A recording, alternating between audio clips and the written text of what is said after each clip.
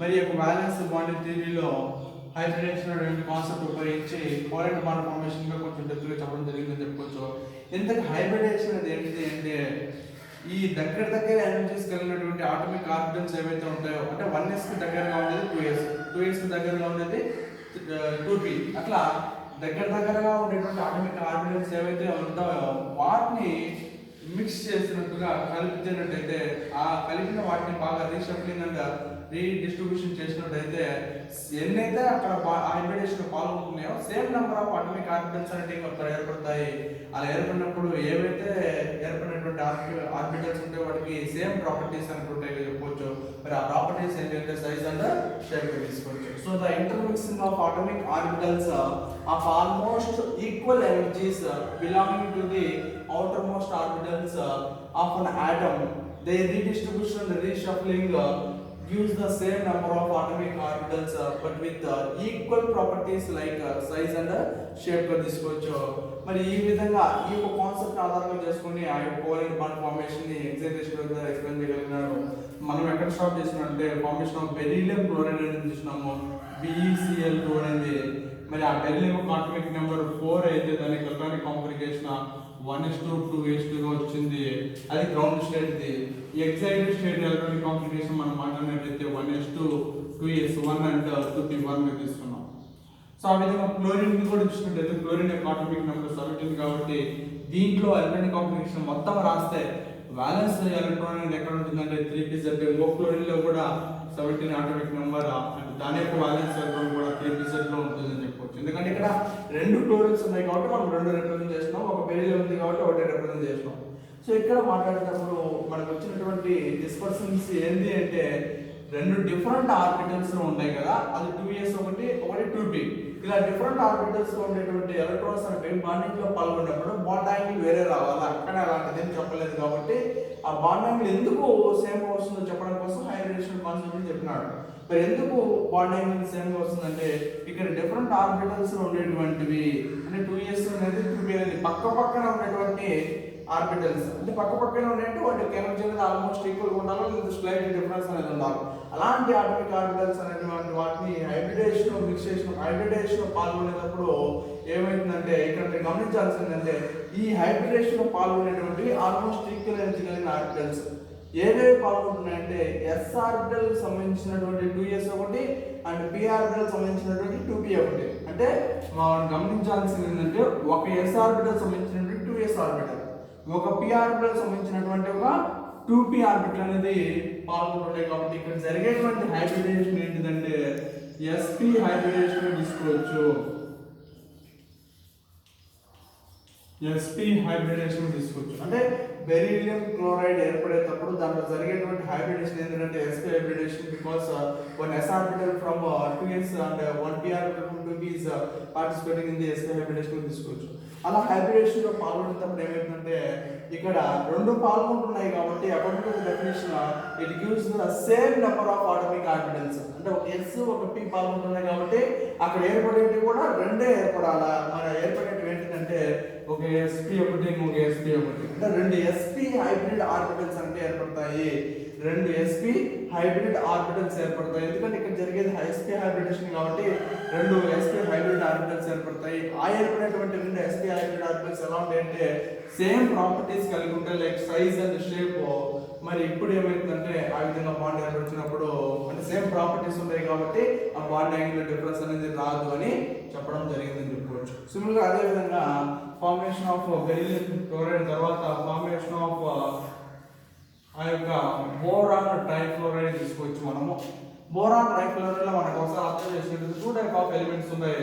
ఒకటి boron which is having atomic number 5 గా తీసుకోవచ్చు and fluorine which is having atomic number 9 గా తీసుకోవచ్చు.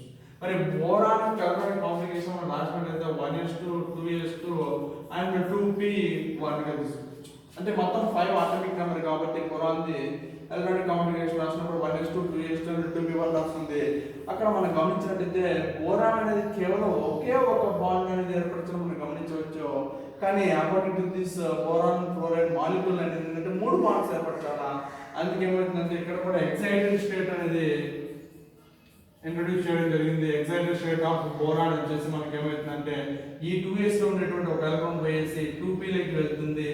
అప్పుడు ఎగ్జైటెడ్ స్టేట్ కాన్ఫిగరేషన్ ఏమవుతుందంటే 1s2 2s1 అండ్ 2p2. మరి ఒకసారి అబ్జర్వ్ చేసినట్లయితే ఈ 1s2 అనేది ఇన్నర్ మోస్ట్ షెల్ గా అండ్ ఆర్బిట్ కాబట్టి మనకు దానికి పెద్దగా అవసరం లేదు. ఈ 2s అనేది SR షేప్ ఒక ఎలక్ట్రాన్ కలిగి ఉంటుంది. అండ్ 2p అనేది ఎన్ని కలిగి ఉంటుంది అంటే 2px and 2py and 2pz అనేటువంటి 3 డిజనరేట్ ఆర్బిటల్స్ కలిగి ఉంటాయి. ఆ డిజనరేట్ ఆర్బిటల్స్ మనం ఎలక్ట్రాన్స్ నింపాలంటే ఏం చేయాలి? అకార్డింగ్ టు కున్స్ రూల్ మన దగ్గర ఉన్న రెండు ఎలక్ట్రాన్స్ ని ఈచ్ ఆర్బిటల్ కి ఒకటి సింగిల్ గా ఇవ్వచ్చు. ఇక్కడ excited state configuration of boron ఒకసారి అబ్జర్వ్ చేసినట్లయితే అక్కడ మనకి ఎన్ని అన్పెయిడ్ ఎలక్ట్రాన్స్ కనిపిస్తాయి అంటే 3 అన్పెయిడ్ ఎలక్ట్రాన్స్ కనిపిస్తున్నాయి.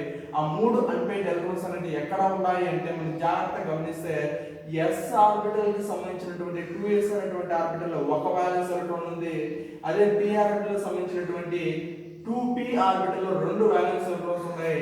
అంటే ఇక్కడ ఒకసారి బాండింగ్ లో పాల్గొంటే ఏ టైప్ ఆఫ్ అంటే హైబ్రిడేషన్ చేయాల్సి ఉంటుందంటే sp2 హైబ్రిడేషన్ చేయాల్సి ఉంటుంది అని చెప్పవచ్చు. sp2 హైబ్రిడేషన్ చేయాల్సి ఉంటుంది. ఈ sp2 హైబ్రిడేషన్ చేసేటప్పుడు ఏమవుతుందంటే s ఆర్బిటల్ లో ఒక ఎలక్ట్రాన్ పాల్గొంటుంది అండ్ p ఆర్బిటల్ 2 పాల్గొంటున్నాయి కాబట్టి sp2 హైబ్రిడేషన్ చెప్పవచ్చు. సో ఇక్కడ sp లో పాల్గొనకపోయినా కానీ అవి ఎక్సైటెడ్ స్టేట్ ద్వారా బాండింగ్ అనేది ఏర్పడవచ్చు. మళ్ళీ అంత ఏర్పడేటప్పుడు ఏమవుతుందంటే వీటి మధ్య బాండ్ యాంగిల్ అనేది 90 డిగ్రీస్ అనేది రావాలి. హైబ్రిడేషన్ పాల్గొనకుండా అది బాండింగ్ ఏర్పడిస్తాయి. మరి ఆ 90 డిగ్రీస్ కాదు, బోరాన్ ట్రైఫ్లోరైడ్ మాలిక్యూల్ లో వచ్చేటువంటి బాండ్ యాంగిల్ ఎంత చెప్పినారంటే 120 డిగ్రీస్ కాబట్టి అది ఖచ్చితంగా హైబ్రిడేషన్ లో పాల్గొనాల్సి ఉంటుంది. ఎందుకంటే ఇన్ కేసు ఇది హైబ్రిడేషన్ పాల్గొనకుండా ఎక్సైటెడ్ స్టేట్ లోనే కోవలెంట్ బాండ్ ఏర్పడిస్తే వాటి మధ్య బాండ్ యాంగిల్ అనేది 90 డిగ్రీస్ రావాలా. కానీ బ్రోనాన్ టైప్లో మనం చెప్పినట్టు దాని మధ్య బాండ్ యాంగిల్ ఎంత వస్తుందంటే 120 డిగ్రీస్. సో అలా 120 డిగ్రీస్ బాండ్ యాంగిల్ చేయడం కోసం ఏమవుతుందంటే ఈ మొత్తాన్ని అంటే 2s లో ఉండేటువంటి ఎలక్ట్రాన్ 2p లో ఉండేటువంటి రెండు ఎలక్ట్రాన్స్ ని sp2 హైబ్రిడేషన్ పాల్గొంచినప్పుడు ఏమవుతుందంటే అవి రీడిస్ట్రిబ్యూషన్ రీషఫ్లింగ్ జరిగి 3 పాల్గొంటున్నాయి కాబట్టి 3 హైబ్రిడ్ ఆర్బిటల్స్ అనేవి బయటకు రావడం జరుగుతుంది. ఆ వచ్చేటువంటి 3 హైబ్రిడ్ ఆర్బిటల్స్ ఏమిటి అంటే 3sp2 హైబ్రిడ్ ఆర్బిటల్స్ తీసుకోవచ్చు. ఈ 3sp2 హైబ్రిడ్ ఆర్బిటల్స్ అనేవి ఆ యొక్క బాండింగ్ అనేది ఏర్పరచబడుతుంది. ఏ విధంగా దాని బాండ్ ఏర్పడుతుందంటే ఒకసారి మనం గమనించినటువంటి అయితే ఈ యొక్క 2s ఫ్లోరిన్ తీసుకుంటే దానికి ఆటోమిక్ నెంబర్ తీసుకుంటే 9 తీసుకున్నారు కాబట్టి ఫ్లోరిన్ యొక్క atomic number 1s2 2s2 and 2p5 గా తీసుకోవచ్చు. అంటే 2p లో ఆ యొక్క అవుటర్మోస్ట్ ఆర్బిటల్ లో ఎలక్ట్రాన్స్ అనేది ఉంటుంది.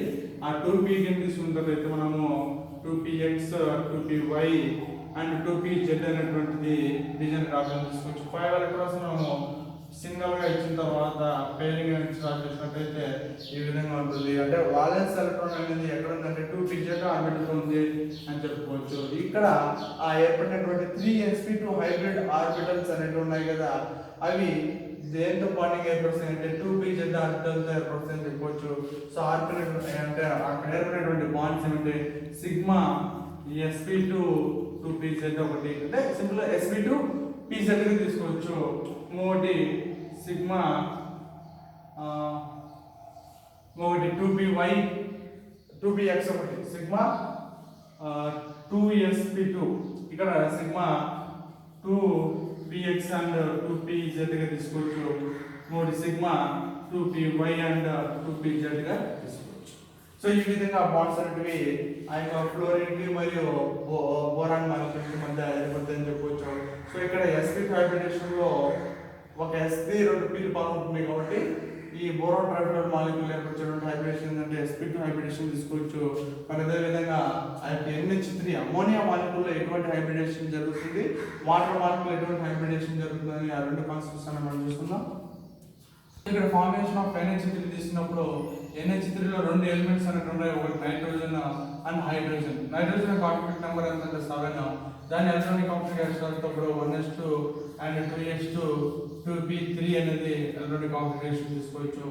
ఈ రెండు మనకు ఒకసారి గమనించినట్లయితే నైట్రోజన్ అనేది ఎన్ని బాండ్స్ ఏర్పడుతుంది 3 బాండ్స్ ఏర్పడుతుంది. 3 బాండ్స్ ఒకసారి చూసుకుంటే 3 ఇన్నర్ మోస్ట్ ఆర్బిటల్స్ కాబట్టి మీకు అవసరం లేదు. ఇక్కడ అకార్డింగ్ టు ది బ్యాలెన్స్ చూసినట్లయితే మనము అవుటర్ మోస్ట్ ఆర్బిటల్స్ అంటే 2px ఒకటి అండ్ 2py ఒకటి అండ్ 2pz అనేటువంటి 3 అవుటర్ మోస్ట్ ఆర్బిటల్స్ ఉంటాయి. అవి ఉన్నటువంటి బ్యాలెన్స్ ఎలక్ట్రాన్స్ 3 కాబట్టి అక్కడ 3 ఆర్బిటల్స్ ఈచ్ ఇస్తామని చెప్పుకోవచ్చు. మరి హైడ్రోజన్ యొక్క అటామిక్ నెంబర్ ఎంత అంటే 1 గా తీసుకోవచ్చు.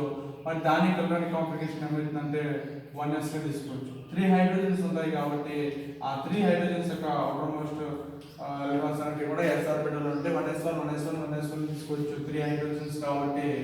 మరి ఇక్కడ గమనించినట్టయితే మనము గ్రౌండ్ స్టేట్ ఆఫ్ హైడ్రోజన్ లోనే దాని యొక్క వాలెన్స్ అనేది 3 వస్తుంది. బట్ ఇక్కడ ఎగ్జాక్ట్ స్టేట్ గురించి మనం మాట్లాడకపోయినా 3 బాండ్స్ అనేది ఏర్పడుతుంది.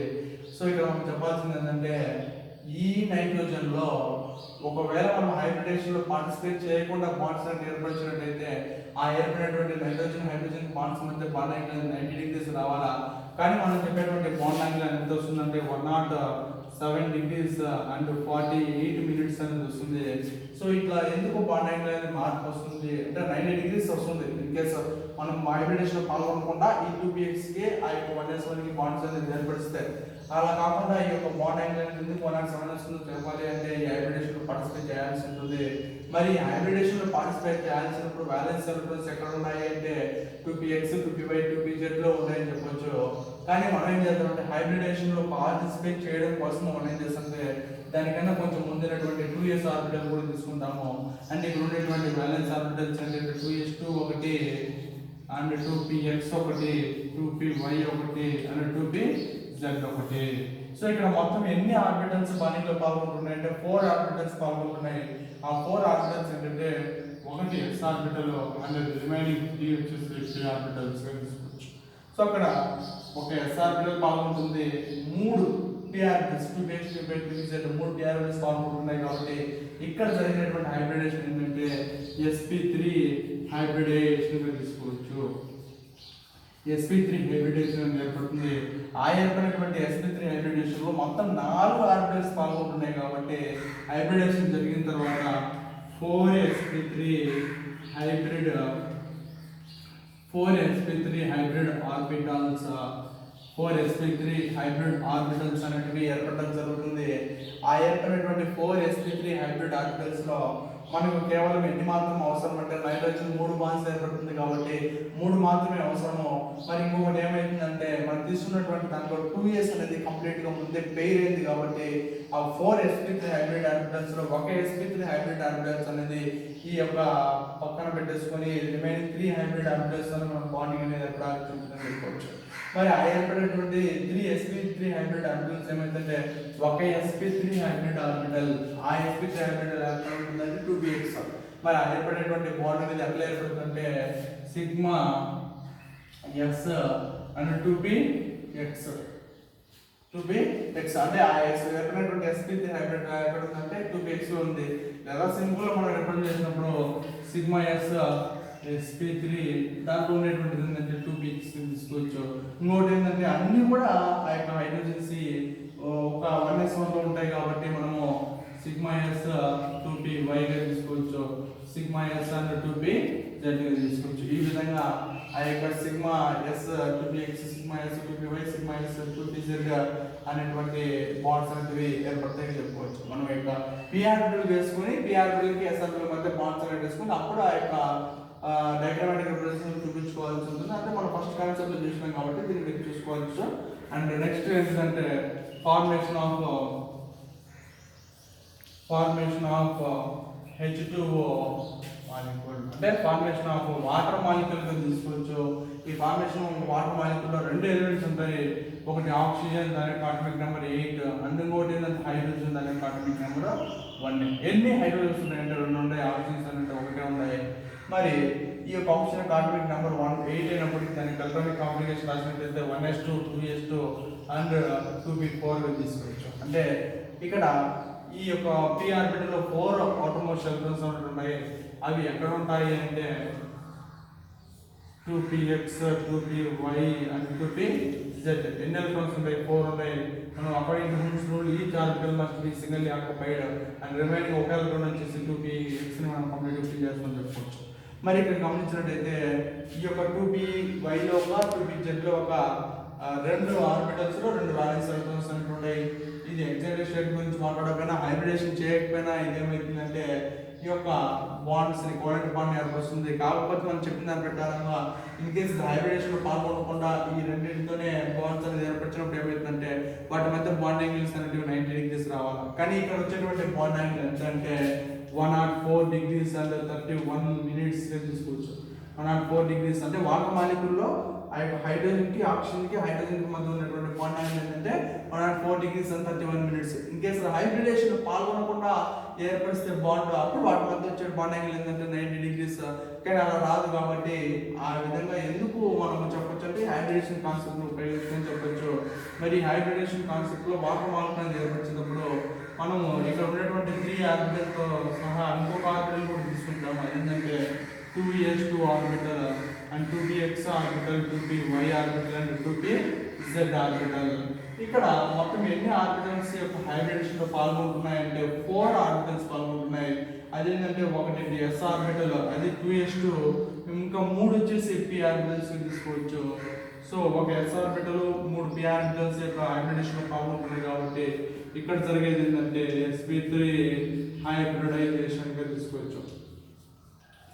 sp3 హైబ్రిడేషన్ అనేది ఇక్కడ జరుగుతుంది మనము తీసుకోవచ్చు. ఇక్కడ జరిగేటువంటి sp3 హైబ్రిడేషన్ లో ఏమి ఏర్పడతాయి? హైబ్రిడేషన్ జరిగిన తర్వాత అంటే 4 ఆర్బిటల్స్ పాల్గొంటున్నాయి కాబట్టి 2s2 2px 2py 2pz అనేటువంటి 4 ఆర్బిటల్స్ పాల్గొంటున్నాయి కాబట్టి హైబ్రిడేషన్ తర్వాత 4 sp3 హైబ్రిడ్ ఆర్బిటల్స్ అనేది ఏర్పడతాయి. ఆ 4 sp3 హైబ్రిడ్ ఆర్బిటల్స్ లో ఒకసారి మనం గమనించినట్టయితే 2 ఆర్బిటల్స్ అనేవి ముందే పెయిర్ అయినాయి. అవేటువంటి ఆ 2s ఒకటి మరి 2px ఒకటి ముందే 2 పెయిర్ అయినాయి కాబట్టి ఆ 2 పెయిర్ అయినవి బాండింగ్ లో పాల్గొనకుండా సపోజ్ మనం డయాగ్రామాటిక్ రిప్రజెంటేషన్ అనేది ఆప్షన్ తీసుకోవచ్చు. మరి ఈ ఆప్షన్ కి బాండింగ్ లో పాల్గొనకుండా ముందే పెయిర్ అయినటువంటి అంటే ఇక్కడ ఉంటాయి. అంటే 4 sp3లో 2 ఆల్రెడీ పెయిర్ అయినాయి కాబట్టి మనం వీటి గురించి డిస్కస్ చేయాల్సిన అవసరం లేదు. బాండ్ ఫార్మేషన్ లో పాల్గొనడానికి పెయిర్ కాకుండా ఉండేటువంటి 2py ఒకటి 2pz అనేటువంటి ఆ యొక్క sp3 హైబ్రిడ్ ఆర్బిటల్స్ అవి ఎక్కడ ఉంటాయంటే ఇక్కడ ఒకటి ఉంటుంది. ఒక హైడ్రోజన్స్ 2 ఉన్నాయి కాబట్టి ఒక హైడ్రోజన్ ఇది ఒక హైడ్రోజన్ ఇది మన ఏర్పడినటువంటి బాండ్స్ ఏంటంటే సిగ్మా sp3s అని ఒక సిగ్మా sp3s అనేటువంటి 2 హైబ్రిడ్ ఆర్బిటల్స్ అనేవి ఏర్పడతాయి. ఆ sp3లు ఎక్కడ ఉన్నాయంటే 2py అండ్ 2pz. ఈ విధంగా ఫార్మేషన్ ఆఫ్ డిఫరెంట్ మాలిక్యూల్స్ అంటే హైబ్రిడేషన్ కాన్సెప్ట్ అనేది ఉపయోగించి ఆ బాండ్ యాంగిల్స్ ఎందుకు డిఫరెన్స్ రాదనేది ఈ యొక్క లైనస్ పౌలింగ్ అనేది చెప్పగలిగినాడు. ఇంకా సమ్మర్ ఆ యొక్క covalent bond formation like CH4 కానీ లేకుంటే C2H4 కానీ ఇవన్నీ కూడా మనం ఏం చేస్తామంటే నెక్స్ట్ చాప్టర్ అంటే కెమిస్ట్రీ లాస్ట్ చాప్టర్ అనేటువంటి కార్బన్ అండ్ ఇట్స్ కాంపౌండ్స్, ఆ కార్బన్ యొక్క గొప్పతనం చదివేటప్పుడు ఆ లెసన్లో మనము కార్బన్ అండ్ ఇట్స్ కాంపౌండ్స్ లో ఇంకా కోవలెంట్ బాండ్ ఫార్మేషన్ గురించి డీటెయిల్ గా చదువుకుంటాము లైక్ CH4 C2H4 అనేది. సో ఇక్కడ ఇంతవరకు అయోనిక్ కాంపౌండ్స్ అనేటువంటివి కోవలెంట్ కాంపౌండ్స్ అనేటువంటివి ఏంటి వాటి యొక్క ఫార్మేషన్ ఏ విధంగా ఎక్స్ప్లెయిన్ చేస్తున్నారో చెప్పగలిగినాము. నెక్స్ట్ కాన్సెప్ట్ ఏం చేస్తుంటే లాస్ట్ కాన్సెప్ట్ అయినటువంటి properties of ionic compounds and covalent compounds అనేది మనము డిస్కస్ చేసుకుంటాం.